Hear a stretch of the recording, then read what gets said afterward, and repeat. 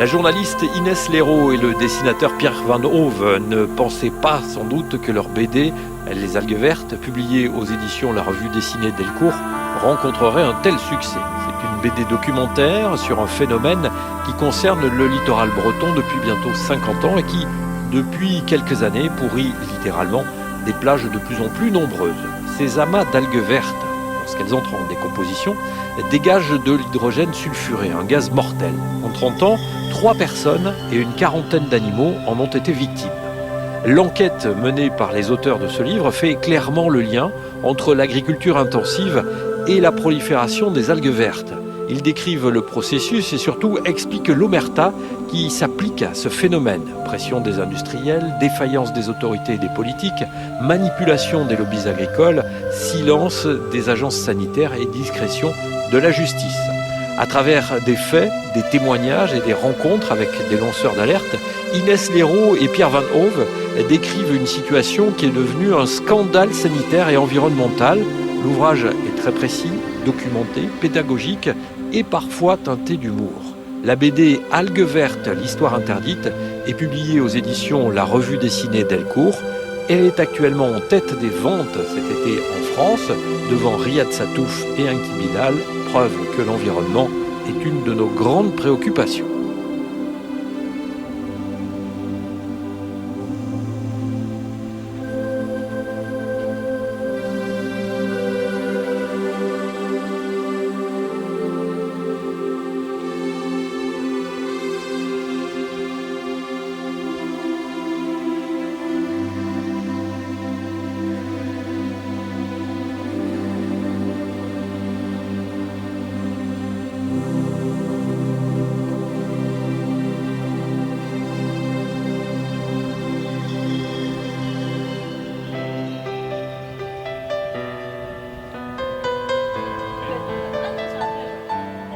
Aujourd'hui, je suis à Illion, chez André Olivreau, ancien président Halte aux Marées Vertes, qui reçoit Inès Léraud, bien connue pour sa bande dessinée Algues Vertes, l'histoire interdite.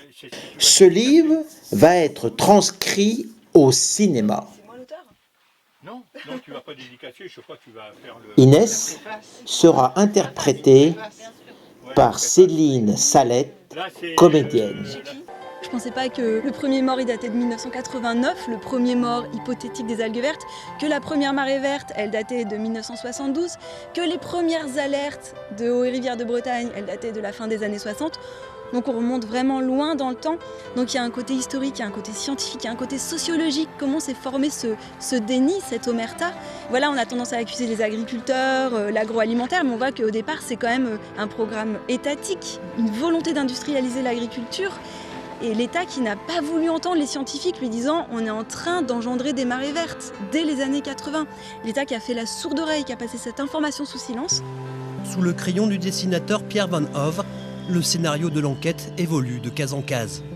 Morts inexpliquées, omerta sur fond de polémique scientifique, les éléments sont réunis pour plonger le lecteur dans une véritable intrigue.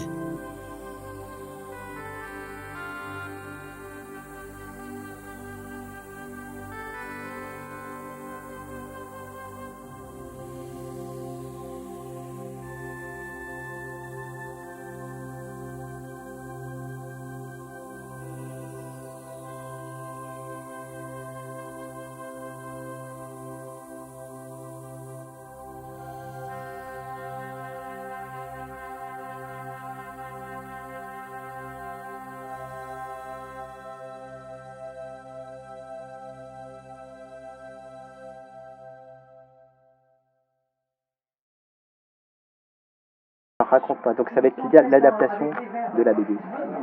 Ouais, c'est un film réalisé par Pierre Jolivet et qui est adapté de la BD Algues Vertes, avec la particularité que mon personnage de journaliste va apparaître dans le film. Et alors donc c'est à partir de septembre que c'est tourné. Et c'est à partir de septembre. Alors là vous en êtes où? Vous êtes encore en train de repérer, regarder les lieux de tournage, etc. Et là on est encore vraiment là, on est à la toute fin en fait des repérages, on a déjà tous nos lieux et on est à l'étape de la répétition des comédiens, de l'ajustement des dialogues aux comédiens. Alors ça veut dire qu'on va voir des paysages, des lieux donc, de la BD, donc c'est-à-dire des Côtes d'Armor, les plages.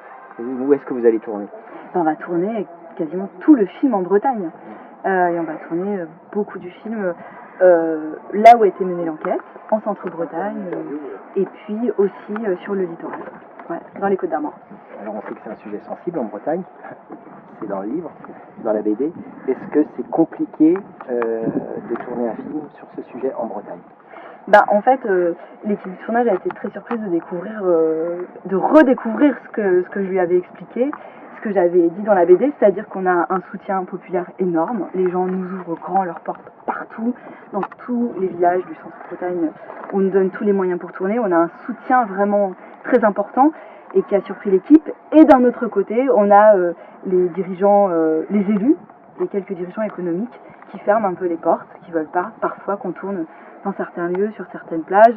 Et là, ce qui nous pose le plus problème, en fait, c'est la déchetterie de l'Antique, qui est pourtant un organisme public, qui nous autorise pas à reconstituer une histoire très marquante pour les Côtes d'Armor. C'est la mort d'un ouvrier du ramassage des algues vertes, Thierry Morfois, qui a gagné lors de ses procès, et on ne peut pas reconstituer sa mort parce qu'on n'a pas accès en fait à la déchetterie où il travaillait, à ce décor. Et ça, vous êtes encore en pourparlers pour essayer d'avoir ce lieu de tournage? Pour l'instant, c'est un premier refus, et le refus, c'est clairement pour des raisons d'image, par peur de salir, soi-disant, l'image de la Bretagne, alors qu'en fait, pour nous, ce qui salit vraiment l'image, la Bretagne, c'est plus les algues vertes que ceux qui en parlent, que ceux qui les ramassent.